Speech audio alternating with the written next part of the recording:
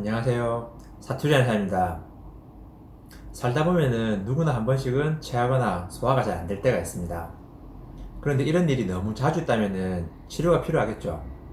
그래서 내시경 검사를 했는데 이상이 없다거나 위험이 조금 있는 정도라서 치료가 필요 없다고 한다면은 어떻게 해야 될까요? 이런 경우에 보통 신경성 위염, 기능성 소화불량, 비궤양성 소화불량 등으로 얘기를 합니다.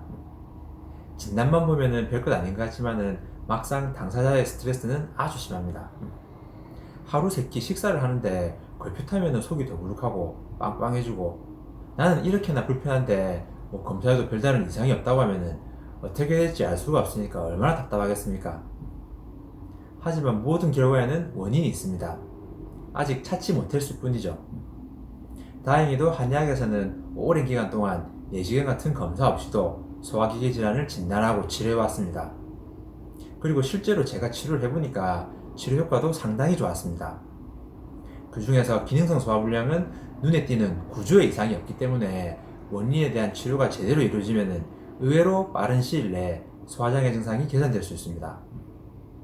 구체적으로 살펴보면은 한의학에서는 기능성 소화불량의 원인을 담적이라고 했습니다. 현대인들과는 배경 지식도 다르고 심지어 언어도 다른 옛날 사람들이 한자로 담적이라고 적어놨는데 담적의 진단법이나 증상을 보고 현대의 지식으로 이해를 해본다고 하면은 위벽의 근육층이 굳어져 있는 상태라고 생각하시면 될 것 같습니다. 담적에 대한 좀 더 자세한 내용은 위의 영상을 참고해 주십시오. 소화 과정 중에 위에서는 2시간 정도에 걸쳐서 위산을 포함한 여러 소화액이 음식물과 고루고루 섞여서 죽처럼 흡수되기 좋은 상태로 만들어져야 됩니다. 이때 소화액과 음식물을 섞어주는 혼합운동, 그 운동을 하는 곳이 바로 위벽의 근육층입니다. 비유하자면 콘크리트를 만들 때, 그러니까 건설 현장에서 공구리 친다고 하죠. 그때 시멘트와 모래의 가운데 공간을 만들어서 물을 붓는데 그 상태에서 가만히 두면은 별다른 변화가 없습니다. 삽으로 열심히 섞어줘야지 흐물흐물하게 우리가 사용하기 좋은 상태가 되죠. 여기서 삽으로 고루 섞어주는 것이 위 혼합운동에 해당이 됩니다. 그런데 한의학에서 말하는 담적으로 인해서 위벽의 근육층이 굳어 있다면 혼합운동이 잘 안되어서 기능성 소화불량이 발생할 수 있습니다. 많은 분들이 자주 물어보시는 게 이게 왜 위내시경으로 진단이 되지 않는가 하는 것입니다. 위내시경이라는 검사는 카메라를 통해서 위벽의 표면을 눈으로 보는 것입니다.